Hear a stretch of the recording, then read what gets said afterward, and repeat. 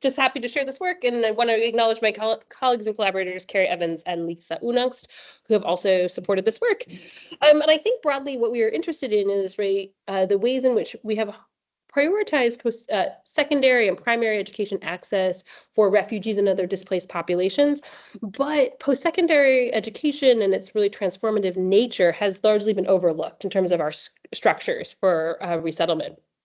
But in recent years, post-secondary education for refugees specifically has gained traction, notably under the UN Refugee Agency's 15 by 30.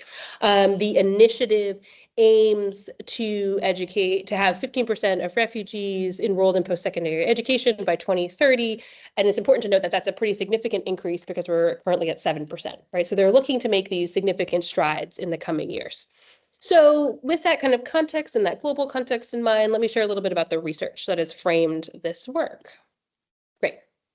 So there are kind of three bodies of work that I think underpin the larger study, and I'm going to kind of jump into them quickly and happy to return if folks have further questions. But largely the U.S. has been a site of resettlement for refugees, asylum seekers, talking about at least 3 million refugees since the mid-70s, millions of asylum seekers and others.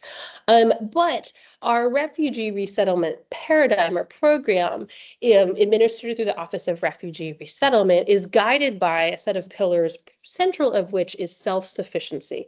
And self-sufficiency is the kind of measure, the goal. We aim to have self-sufficiency in 90 days.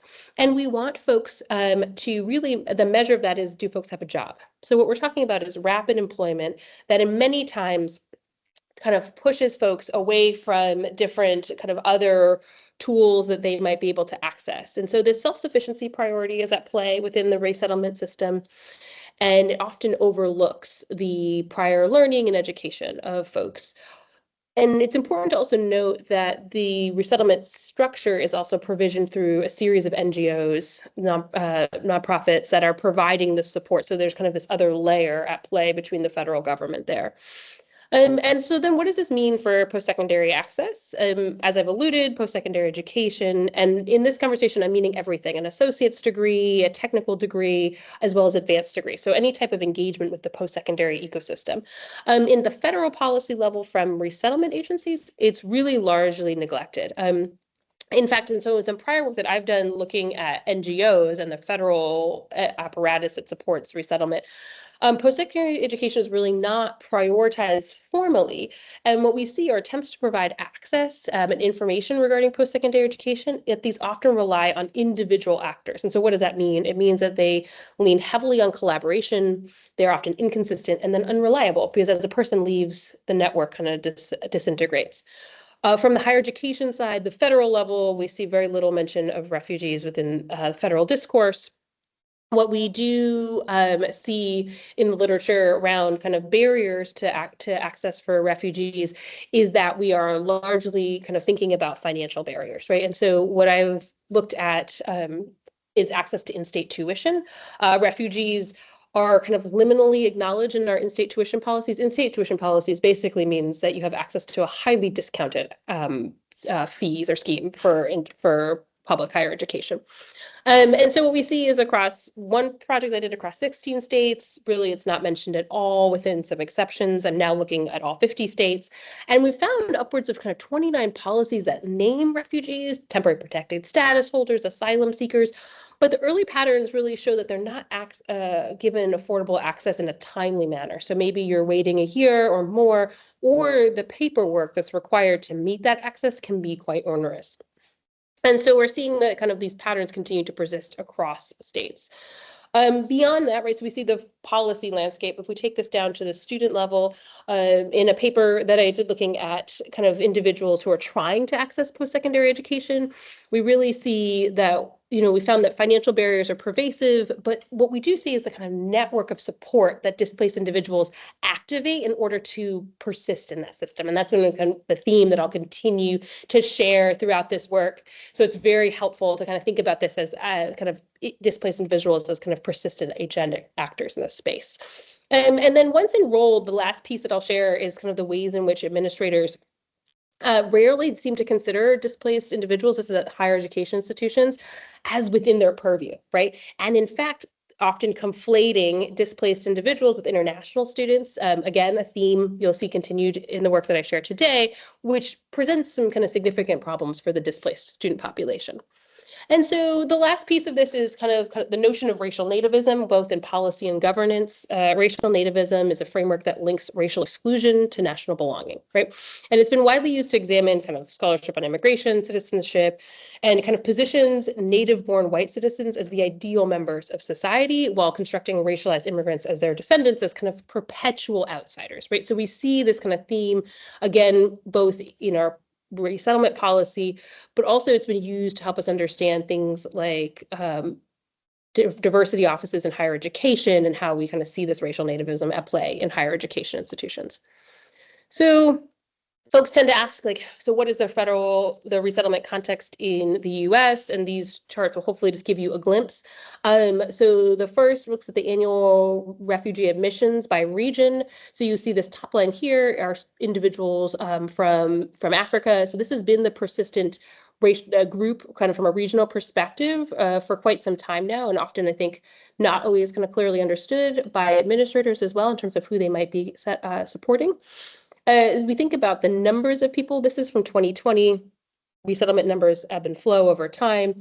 But what we do see here is that while refugees and asylees make up the larger bulk of individuals, there are large populations of Haitian and Cuban entrants, as well as special immigrant visa holders. In this period, those were largely individuals from Afghanistan, and in fact shape the kind of research that I'll share.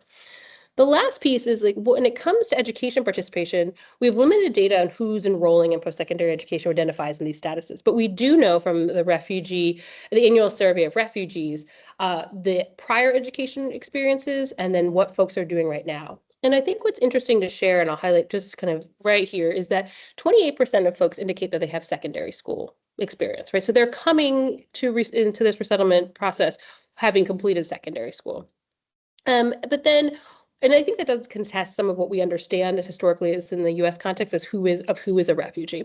But then when we think about who's pursuing some type of educational trajectory, only about 8%, if we think about this, everyone from this associate's degree onward, it only adds up to about 8% of folks kind of engaging in our post-secondary system in some way, right? So there's a mismatch between prior learning and what their folks are doing now. So missing from kind of this bigger conversation really has been kind of a deep understanding of the experiences of displaced individuals once they enroll in higher ed. Once they got through the doors, they've kind of made it through all the other barriers that were in front of them up to that point. What is the experience of those folks? So the kind of guiding questions for this work are, how do displaced learners accessing and engaging in higher education characterize the pathways and barriers to higher education? So that's the big animating piece. In order to kind of theoretically anchor this work, I'm going to stitch together two pieces. So first, I'm going to draw on a kind of a critical integration studies, right?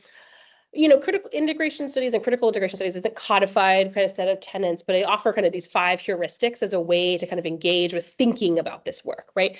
This notion that we kind of need to contest kind of the normative colonial nature of integration and think through what it means to think of refugees as agents, not objects of our study, right? So how do we engage folks as agentic actors and collaborators in this work, which is part of this being a community engaged project.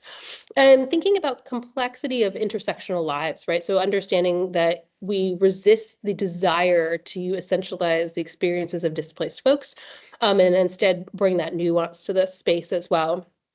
And I think, right, it's kind of core to this notion, though, is that I would say that refugee integration research has really been preoccupied with this colonial nature of integration and notion that individuals, displaced individuals, must quote unquote conform to the global north, right, and this society, and they ought to kind of do so in ways that eschew culture, norms, values, and beliefs. And so how do we contest that and kind of continue to see the ways in which these kind of colonial rhetorics and natures are still at play, right? So thinking about immigration policies, border militarization, and the overwhelming othering of non-white, non-European immigrants, and how that illustrates kind of this reanimation of some of that legacy going forward.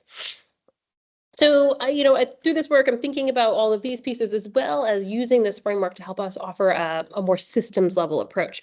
So moving onus and expectation from the individual as well to understand the system or ecosystem that supports successful transitions. I dovetail that with a framework that education scholars may be more familiar with, which is community cultural wealth. CCW invites us to think about the interconnected forms and elements of capital that folks and kind of resist what we might think of as kind of some white normative structures of community cultural wealth to identify distinct capitals. And so there are 6 areas here. I'll highlight a couple that I think are particularly important. We have resistance capital that comes into play, and that's highlighting individuals how they make their way through inequitable environments, right? And they engage in resistance of those environments in unique and distinct ways, in ways that are the kind of capacity of their community. Thinking about navigational capital, it's activated through education processes and encompasses the skills students use to navigate often obtuse educational structures designed, again, in ways that may not have been attentive to their distinct needs. And then again, I'll talk a little bit as we go forward about social and familial capital, which I think are very interesting for displaced and immigrant populations, because familial capital encompasses the resources we cultivate through family networks. But as refugee scholarship has noted, new arrivals often look to build kinship networks, right? The family we create. And so how does that kind of connect with the notions that are coming into play in terms of social capital and how folks are building communities of support? And so CCW and kind of some critical engagement with integration scholarship helps us think through and rethink how we can understand marginalized communities and the ways in which we can understand the experiences of refugees as they traverse these systems. So that kind of frames this work. And then I'm going to take a minute to share a little bit about the data that was used for this project. So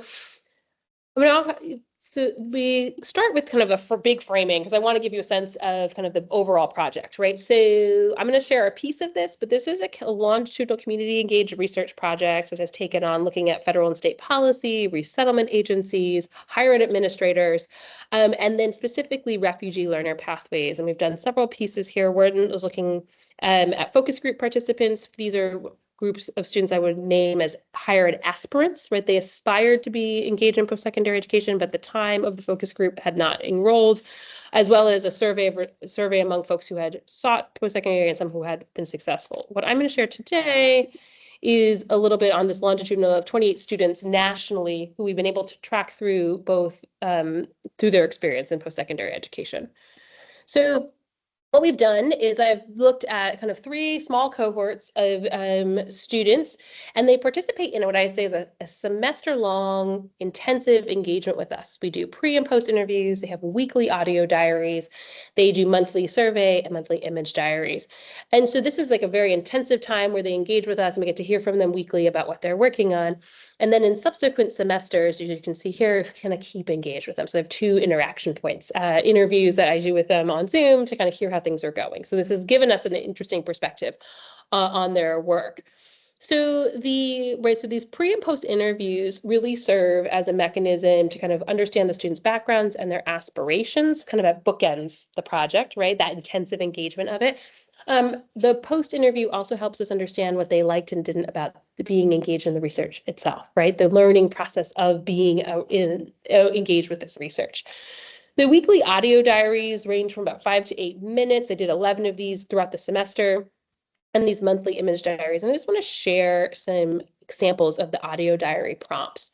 So we ask students questions like, how do you feel about your coursework? Could you share positive or negative experiences of a professor or instructor, right? Just learning about the day-to-day of being a college student.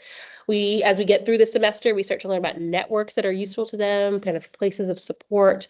And then we do also ask them very explicitly, how do you think your refugee asylee status has shaped your experience? So we kind of zoom in and out from what I would say the more general, what is it like to be a college student, to the very focused things that might be related to their experience. The wonderful part about audio diaries is that students can do this on their own terms. So we also invite students, if they feel like they would like to drop in and out of different languages, they're able to do that in ways that are linguistically sensitive as well. And so I think that we have had students who've taken us up on that, and we have a team of students who have helped, other graduate students who have helped us with translation and other pieces to help make that work. And I think that that's been really powerful for students as well. It serves as a little journal for the semester, and they seem to like that. So each student identified as a displaced learner in some way, and at the risk of kind of over-essentializing them into boxes, I'm going to share a couple big pieces of this, right? So one is country of origin. As I mentioned a The larger population of our students are from Afghanistan. This has to do with the timing of the research as well, though we have many students from the DRC, Burundi, and other contexts. And these are we have students as well who identify as stateless. And so we have lots of students from lots of different statuses. About 82% of the students identify as refugee or asylee, and then the other 18% have other legal status. So it could be special immigrant visa holder, it could be temporary protected status, other statuses as well. So for the findings, what I've done is I'm going to share them kind of at the community cultural wealth level, so the student kind of experience, and then share a little bit about the bigger system pieces and how we kind of think about the campus environment. So first, when we think about kind of the student and the community cultural wealth elements, what we see is this notion of familial and social networks of support. So students prioritize family. They're prioritizing the family they were born into and the family that they create on campus. It's really important to them. It's something that of value to them, and it creates value in their environment on campus. But the financial expectations are challenging. So they're balancing and students are juggling these multiple responsibilities as they navigate this. Here we go. So as one student said, I was able to establish an Afghan student organization. That makes me feel kind of okay with my group of friends, and we've started to establish this organization, right? So these networks that they're able to establish on campus become really foundational. What's interesting is that while these familial networks are really important, they seem to be secondary to kind of maintaining good academics. So students are prioritizing first, being very strong in their academics, and then they can layer this on. But what we know from higher ed literature is that actually these things are mutually beneficial. So there's something interesting tensions between how we help students kind of make the most of those social networks while also understanding the academics are their priority. So there's something interesting there for us to think about as scholar practitioners in this space. And then I would say from the financial perspective, one of the interesting things that comes up is the taxation system and how they're funding their kind of financial schemes, right? So I would say, this is from a student, I would say the same, that we had our taxes was really hard. It was hard and complicated. I had to borrow money to pay taxes. So what we see is students build these familial networks, mostly in the US with other refugees and displaced folks.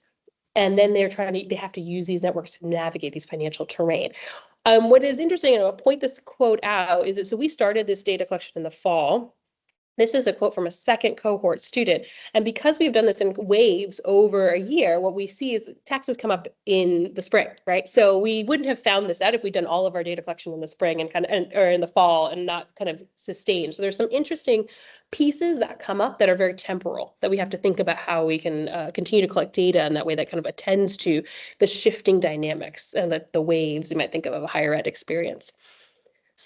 So that kind of gives you a sense of kind of the ways and we might think about this. I think what's important to remember is that as a result of our resettlement scheme that really prioritizes employment, students who are enrolled in higher education are not really provided the same financial support through the Office of Refugee Resettlement. So the students at times face really severe kind of financial restrictions because they didn't have access to some of the other resources that they might expect or that their peers might have had as well.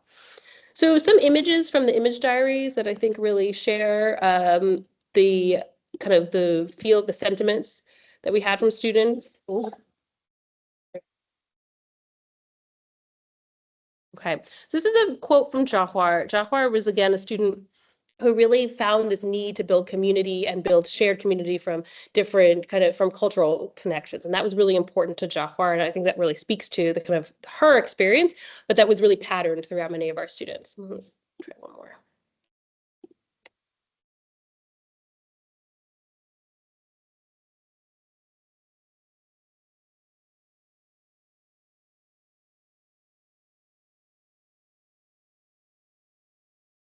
So Adrian's a very different student. She was kind of a more traditional kind of student background prior to resettlement, but she really kind of felt so connected immediately on campus. And I think these images really illustrate the ways that students, based on their new social location within these institutions, cultivate distinct forms of familial and social capital that they leverage to support their post-secondary pathways.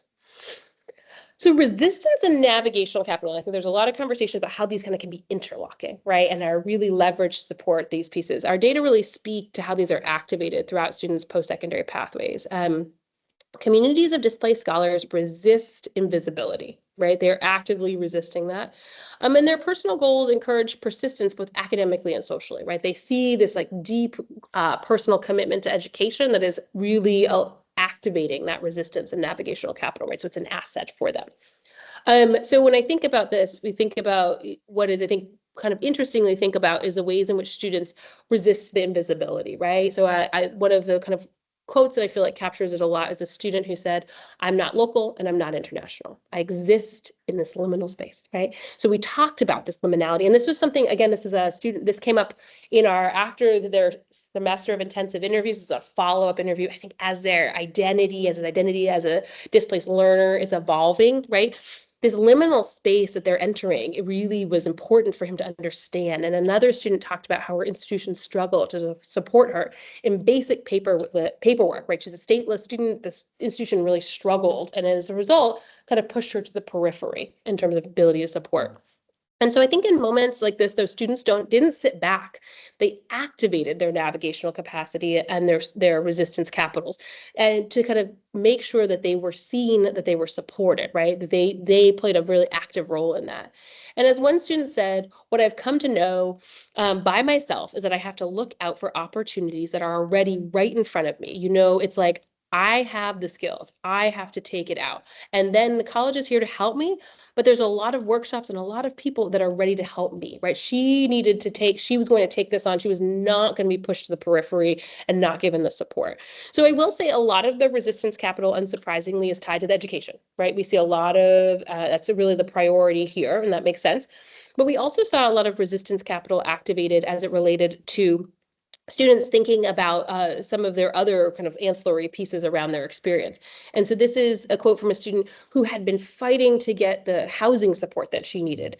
And she had gone to see doctors, psychiatrists to advocate through a system, a petition system that was complex and convoluted, right? And she, at the end, she says, this is several weeks later, she says, but they told me that before the 28th, I have to submit an appeal letter so that I can talk about the appeal and see the document. So the next meeting for the appeal is the 28th.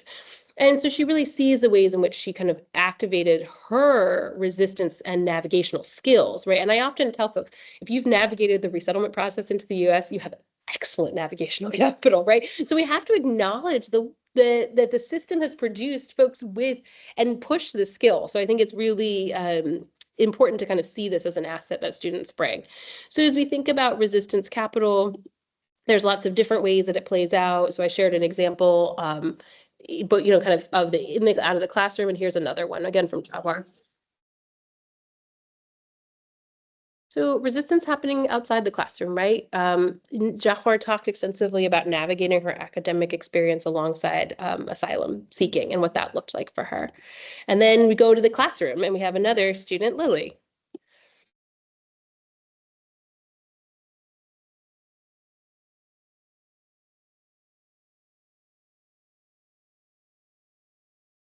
So Lily had been in a track, a certified nurse assistant as a CNA, and had hated it and had been told, as we see in the US system, it's about time to degree. So she wanted to they wanted to graduate and get Lily out the door.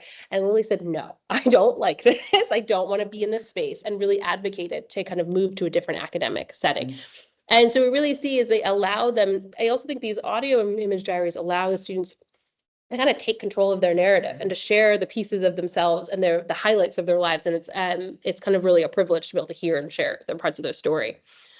So kind of wrap up by just talking a little bit about the systems pieces of this, right? So this critical kind of notion about integration then draws us to thinking about kind of how is this system at play and how is it kind of creating a system that supports displaced learners.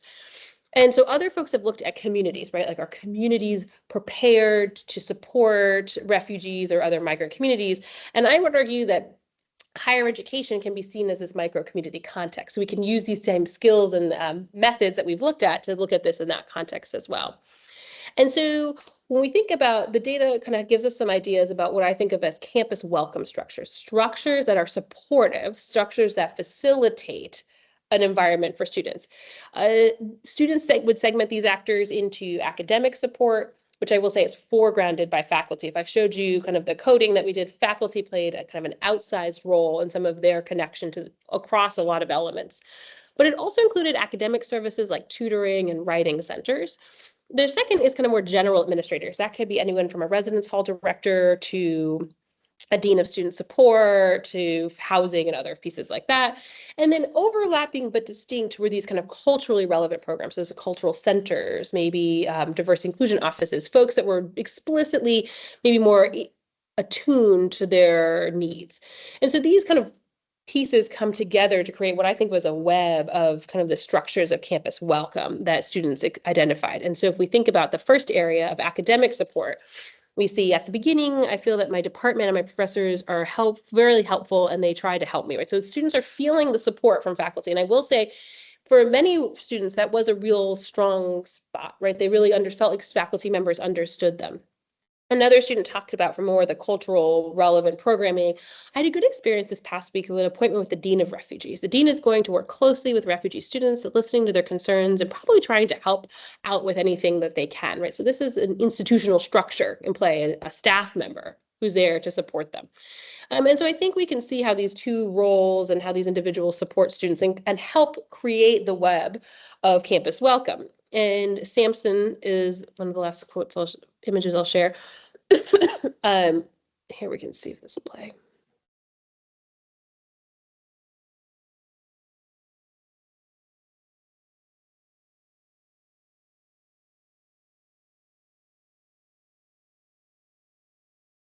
So Samson talked extensively about how he felt that when faculty members were showing up for him, showing up for these types of events, he felt connections, he felt comfortable and built and fostered these relationships.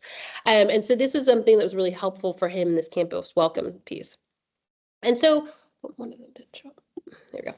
I think while there are structures in place that supported welcoming environment, I can borrow from other colleagues who've done this work in kind of German and other contexts that I think it's really important to think about how the rhetoric of inclusion, in fact, masks a lot of exclusion. Right? So the rhetoric of inclusion that we are an inclusive campus that are supporting refugee students also tends to mask or obscure our attention to the ways in which folks are being excluded. And I think that, the diversity research is a good parallel to this, right? The performative nature of some of the diversity rhetoric is a helpful corollary. So in part, what is interesting here is that as much as faculty were a source of support in many times, peers excluded and devalued displaced learners. So we have a quote from a student that says, I wanted to contribute to share my perspective, share my thoughts, but it feels like some people who have been here a long time, or people who are like native, really don't really listen, or like pay attention to the things you've put forward, and they don't tend to take your perspective seriously, right? So this real devaluing of the student experience. And we also see the ways in which institutions don't address the systems that create barriers for displaced individuals.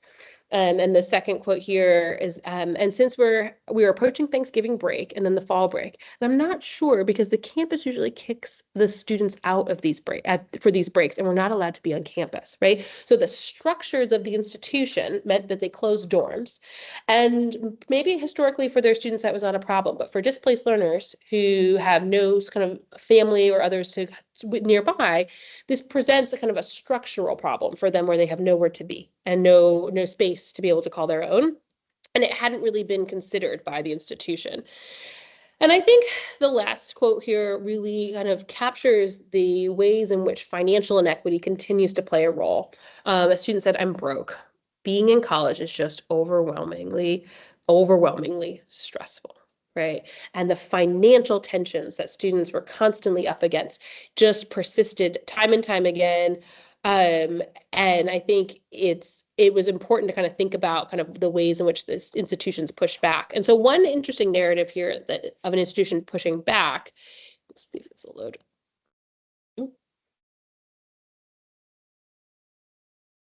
And I put this in kind of as a last image just to say, I think that there are things, and some of us might think, oh, an iPad, it's, yes, it's nice, but it's also, I think, for students to feel that they had parity, right? They had access to the same technologies and tools that their peers had. This is made available to them through a structural institution programming that was intended to support displaced folks, right? So there are ways in which institutions kind of push against that, but thinking about the ways in which these structures do or don't support students is really important. So let me wrap up by kind of just giving you kind of this way of how I've started to think about this, right? So to say the system is exclusionary would miss the entirety of the picture, but to say that enrolling displaced students, we have developed a student-centric notion of integration would also be inaccurate, right? So we're in this place of kind of tension right now, and I think that's really important. Instead, I kind of think I would suggest that in many instances, campuses have put window dressing. They're educated some professors, they've identified mechanisms for support, but they maybe haven't gotten to the underpinnings of what makes this campus accessible or not for displaced individuals. And I think part of that is this kind of notion of this kind of critical thinking on integration and also racial nativism at play.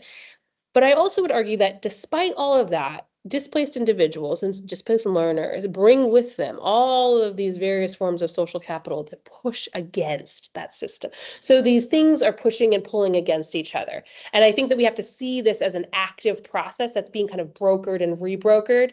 And part of that I think is helpful to think about is the ways in which that also we can see this happening when we have networks of students, groups of students who may be supported at an institution, right? So there's this kind of remaking of these processes. And so what does this mean for kind of moving this work forward? I think we have to continue to resist deficit frameworks and decentering kind of these kind of notions of displaced learners as lacking, and instead understanding what they're bringing to the campus.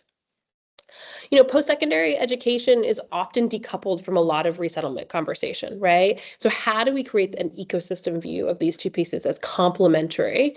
And then how do policymakers and administrators see displaced individuals as post-secondary learners, right?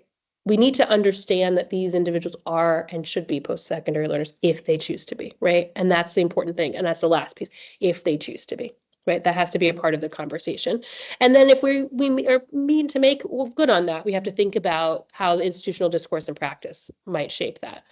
Moving forward with this research, right, as you can tell, we have a lot of data, a lot of interesting things. I think one of the things we're hoping to do is more longitudinal analysis at the individual level to kind of understand how some of this unfolds over time, thinking more about how we weave in some survey data into this findings. And then thinking about how political climate shape displaced students' experiences. We've started doing some surveys on this work, and I think it's going to be important to continue to track that over time. And, you know, part of the, my own kind of piece in this too is thinking about collaborative applications of the methods or the pieces in other national contexts. Like I think it would be very interesting to see how this looks in different national contexts and what we might learn from that. So with that, I'm going to leave it there. Invite conversation. The QR code has the links to the papers if you are interested, and they're all there. So if you would like to access them, hopefully that will facilitate access if it's helpful. Right. Thank you, everybody. Thank you very much. That was great, and you've given us an awful lot of really interesting information in an intense and really rich presentation. Those online can start posting questions in the chat or thoughts in the chat. Those in the room can start to throw their questions. I'm going to start with this. It might feel like a pragmatic question, but perhaps that will help us understand why you were able to do this research. It's quite an ambitious design. Yeah. There's quite a lot of level to the methods. The community engagement is brilliant and really important, the principles of that. So you're quite well funded, I think. You do it. Now, can I ask who the funder is and what their interest in is? Because yes. So, and I should say, so this phase of this, which is to say the student level piece of it, the longitudinal student level piece was funded through the WT Grant Foundation, William T. Grant Foundation. They are US based philanthropy. They are primarily interested in also folks under 25. So our sample also skews that way in certain ways. Yeah, and so they gave us a small grant to fund this work, and we've been able to stretch that and make that work. Yeah, and the original community engaged research project was funded through the institution where my colleague has worked, Carrie Evans. They have an Institute for Translational Research, and they were interested explicitly in the community engaged element. So that was actually very helpful because for folks who do community engaged work, it's a lot of foundational work. It's a lot of making sure we're on the same page, building trust. And so we were able to structure that initial phase, which I didn't share much of today, but what in that phase, we worked explicitly with a refugee resettlement agency in the DC area and worked with them to build a community advisory board of recently resettled refugees, as well as we had an administrative point person who worked with us. And that was really focused, that was a kind of focus group data, the survey data. So that was a different kind of scale. But yeah, the funding does need to be there to support, and really a lot of that has been to support graduate students and then to pay participants. Mm-hmm. So all of those principles are really important for equitable research, Yeah. which is you build the trust. And Yeah. I imagine this research potentially some people might have been suspicious because they don't want to be with the kids keeping their heads, but the profile low. Yes. In the context of they're not sure. Exactly. Status is. Exactly. And so we have to be so we basically to participate in each of these studies, folks when we worked with the resettlement agency, folks were invited in and we had a conversation about what the project was. And from our kind of IRB perspective, if you came in and you entered, if you wanted to leave at any point, you could leave. And so folks that felt uncomfortable because it maybe put them at risk, they could leave. They had their $25 gift card and they left. And so that we did have folks that left. We also had communities, a colleague did a focus group where the focus group participants asked the researcher to leave so they could collectively discuss whether they felt comfortable as a collective. And I thought that was great. I said, yes, we can leave and you discuss whether you feel comfortable. And then when you're ready to invite us back in, we'll come and go from there.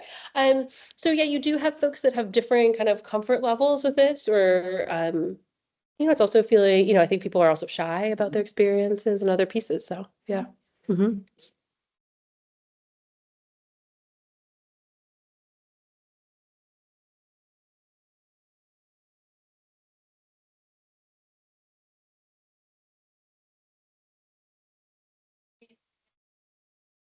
Yes. Mm-hmm. Yeah. How do the universities address racism? Are there any systematic support? That's a great question. So I would say because they're not all at different universities, but there are many universities, right? So we don't have, with few exceptions, we have a kind of a great ability to say this experience seems pervasive across an institution because they're just not the density of students at each institution to be able to do that. And I think some of it comes up, racism comes up in a couple of ways. I think students feel kind of access to certain spaces on campus in different ways. So there's ways in which there's kind of gatekeeping happening in physical spaces on campus. I think we hear a good chunk from students talking about, and this is actually interesting because it's at odds with the notion that the professors are a very supportive space. There is a sub-theme there that professors assume that when they come in for support, it is about language. And students say, no.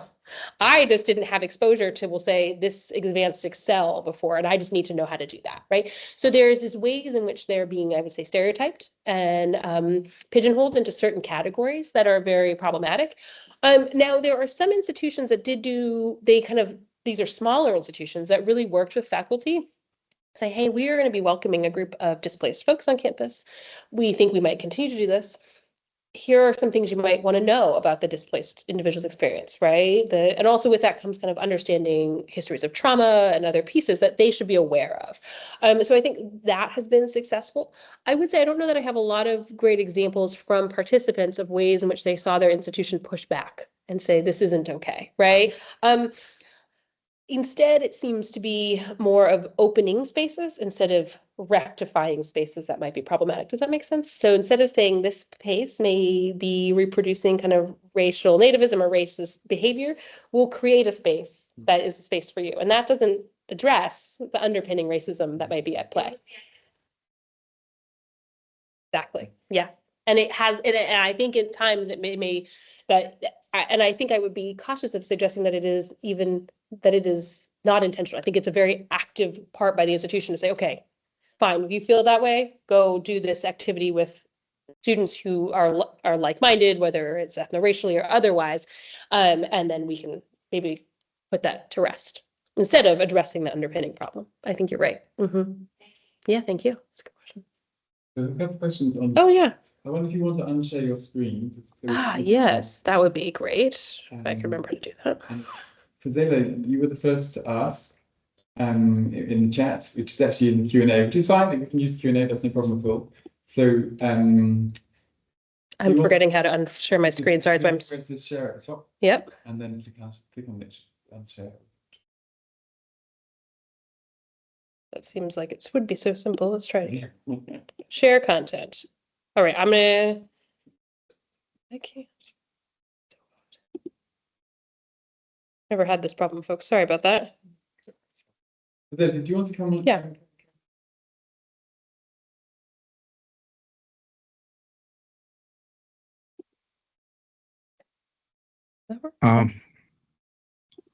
David, do you want me to go ahead with my question? Yes, please, perfect. Okay, thank you very much, David, and thank you for your presentation. I really enjoyed it. I've had some experience with the Upward Bound program at the University of Notre Dame many, many years ago.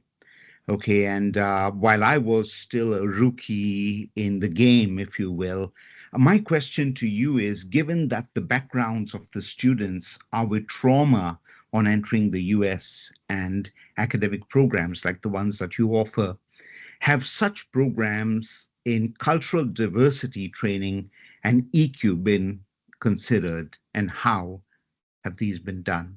Thank you. That's a great question, and thank you for that. I think, and I think it's an interesting moment to ask questions about how institutions will manage kind of thinking about this work related to cultural diversity training and how they'll kind of think about supporting students. And I do think part of what's happening is some of the folks that are tasked with this work are embedded within those offices. So it's kind of implied that they're supporting students in these ways. But the extent to which it's kind of reaching pervasively is, I think, the question that I'm still kind of trying to figure out. Is it really supporting students, or is it just, again, that window dressing notion? I think it's a really important piece to start thinking about going forward.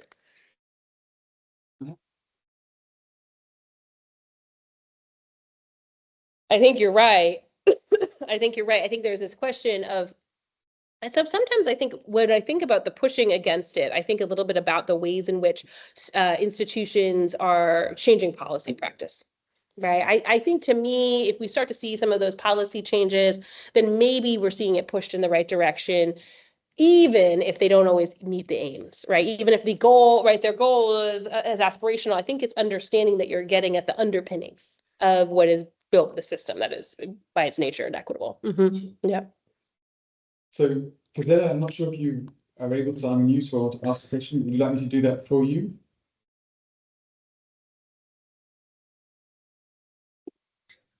You can go ahead. That's fine. Oh, no, please ask it. Okay, well, thank you. There was a wonderful presentation.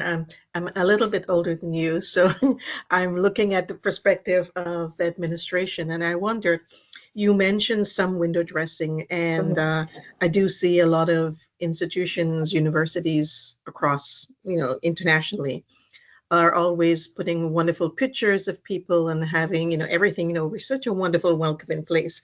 But the administration is so deep rooted in systemic barriers that I wonder if any of your research looked at this, because I find from my experience, and I worked in administration at an institution myself, that people are unprepared, and the unpreparedness is the norm, that this, others are coming in, and that others are not real people equal to them. Yeah, I think the administration is a great question. So when we have done work looking at higher ed administrators and then resettlement agency administrators, I think you're hitting the nail on the head, which is the group that comes up, or the topic that comes up, is leadership. And how does the ability to address kind of more systemic elements of this tie to a leadership agenda? So we're often talking about, presidents, provosts of institutions, right? How does this fit within their work? And we have some really interesting examples of how institutional administrators talk about, well, this aligns with maybe our anti-racism agenda, or our agenda to kind of be community embedded, other people, right, depending on their location, right?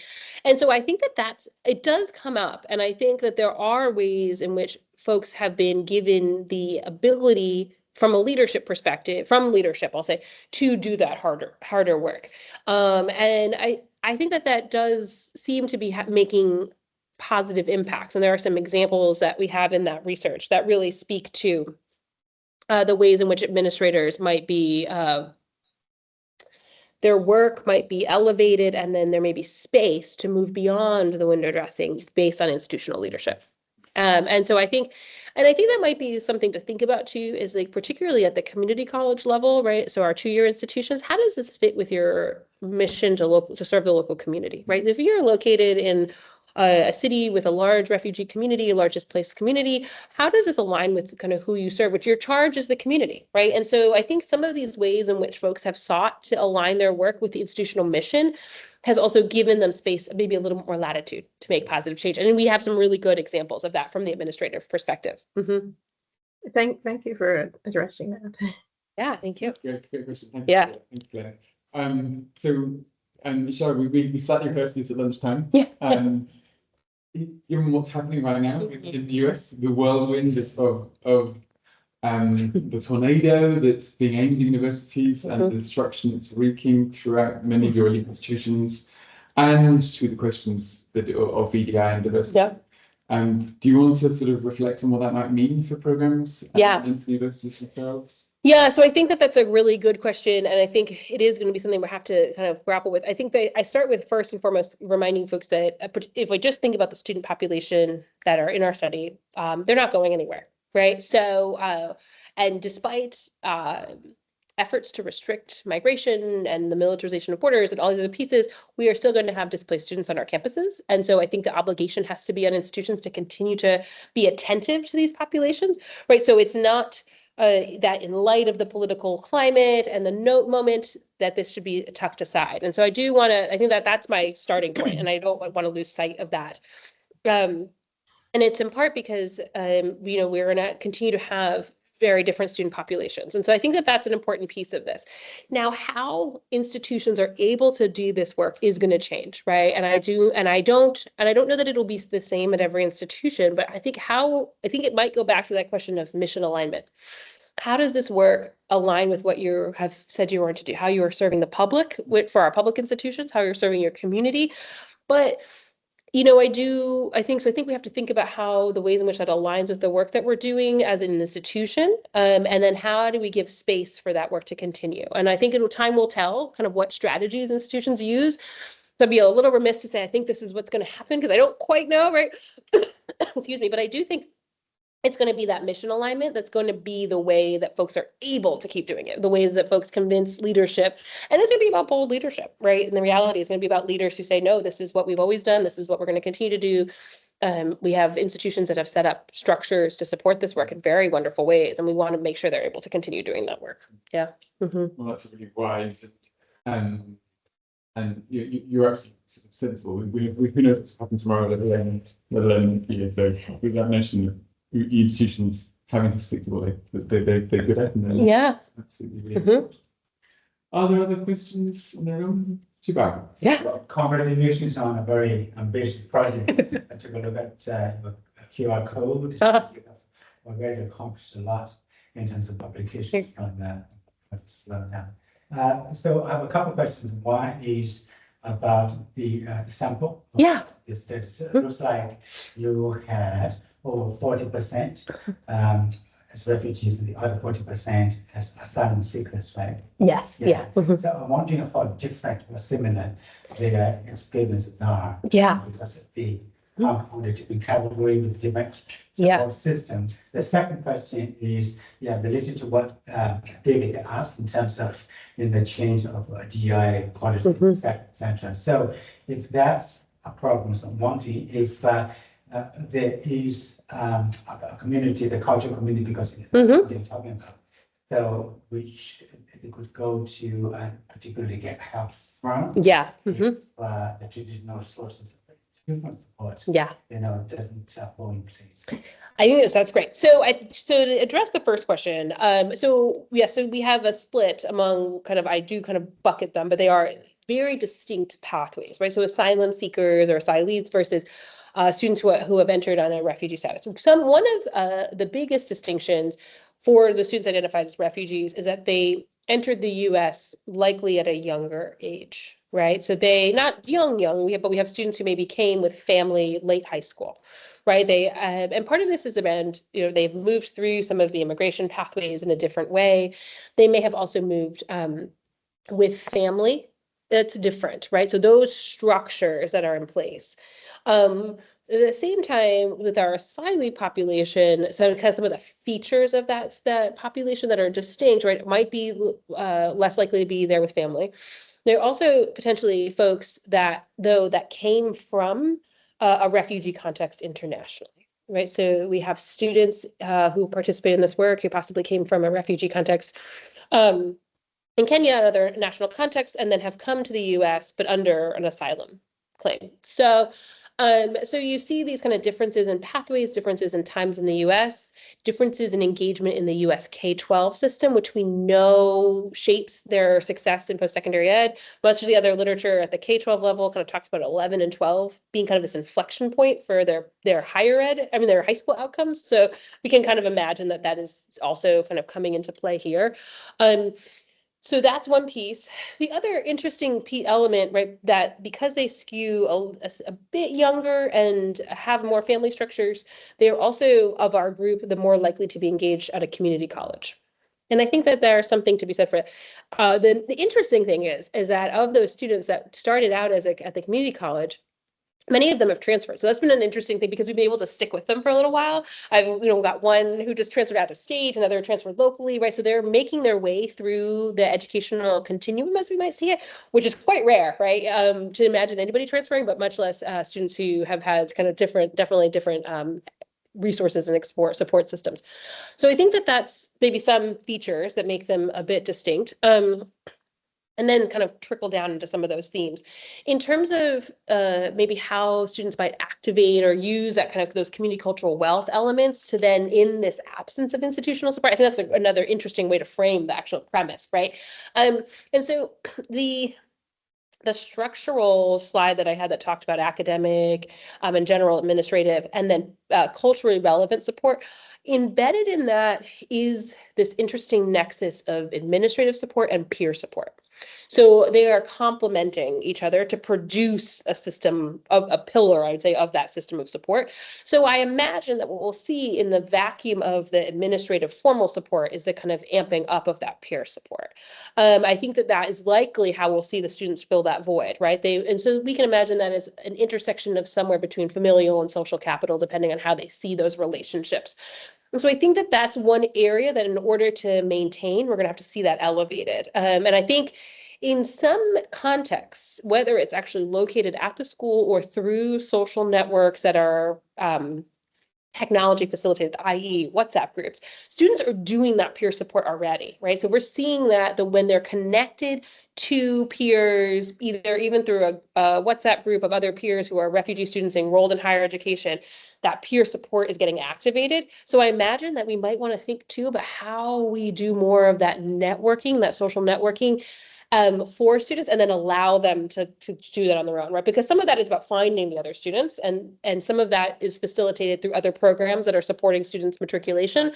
And then some of it's organic. But if I think one thing administrators, if they want to kind of help students, that might be a mechanism, right? Even without resources, I can help connect students to other students who are maybe from a similar background, because that's been very powerful, right? I was telling David earlier that what was interesting is when students have those connections, I do feel like they're more likely to advocate, because it's not just, oh, there's this really bad thing happening on my campus. It's not happening at the peer campus. This other campus isn't doing that. So this isn't a US higher education problem. This is something at my campus, and I can advocate for myself because now I have models and examples of other institutions. So that might be something that we want to think about kind of as a collective, to think about how we can do more of that for students. Mm-hmm. That's brilliant. That's so interesting. I mean, your model with these different forms of capital and is great. And I really like the sort of notion of navigational capital. Yeah. Because if you've got this far, you can feel that you're really good at it. But also then thinking of those capitals feed each other. So because you've got social capital, because you feel confident, you can then deploy that into a resistance capital. Yeah. That model, which starts from the assumption there are these capitals rather than wondering about it, does change how you view your participants, I think. I do. I think it really sees them really, and it really, for me, I think about, okay, what are all the ways you've accumulated these capitals over time? I really value I didn't talk about it here, but like linguistic capital is one of these, right? The idea that multilingualism is not a deficit, which we have done in the US, but is in fact a rich asset, right? So I think I talk to students about how their multilingualism helps them facilitate and navigate spaces, right? So all of these pieces come together and they're unique for each student, right? But yeah, I do think it's a helpful way to reposition our thinking about this population of students, or any population of students, I would argue. Are there any more questions online or in the room? If not, it's almost 2 o'clock. 3 o'clock evening. So in our fashion, we will begin to wind up. Yeah.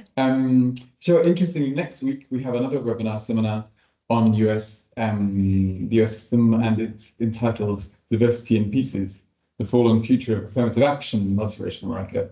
So we continue this theme of what's going to happen most recently in terms of Supreme Court's judgments on diversity. Oh, actually, just before I end, I have one more hand up. Fazella, do you want to come in again? Okay, yes, thank you. My question is, this current climate of McCarthyism on campuses, you mentioned about leadership. Do you think leadership has the autonomy to act and lead with humanity and the freedom to do that? Because it seems to be taken away. Yeah, I think, yes, I think it's a great question. I'm going to start with the humanity piece. I think we always have we have the choice in how we treat people. I do like to think that leaders, I would like to think that we operate in institutions that have the space to do that. But I do acknowledge that there are bigger forces at play that sometimes make folks feel as though they are constricted. So I would invite leaders to think, how do we kind of navigate that system without putting folks at risk, but do so in ways that kind of maintain that commitment to inclusion and commitment, right, to these missions of serving communities and particularly our publics, right, serving the state, all these other pieces, while also kind of following that kind of the legal frameworks that are at play, right? So I think you can do both. I don't think it has to be at odds. And I think when we put it at odds, it's easy then to walk away. And so that's what I try to focus. You don't have to put it at odds. It's about thinking how they can complement each other. Throughout, you've been a both and rather than. It's very affirming, which is great. And I think I love your attention to the very practical, pragmatic aspects of institutional leadership. And so I feel like the seminar has been aimed as much at administrators and leaders as researchers, which is great and really important. So thank you again, Sharon, for coming. We really enjoyed having you. Thank you all for coming online. Join us again next week. A fan round of applause for us in the room. Thank you very much. Thank you. Thanks for joining.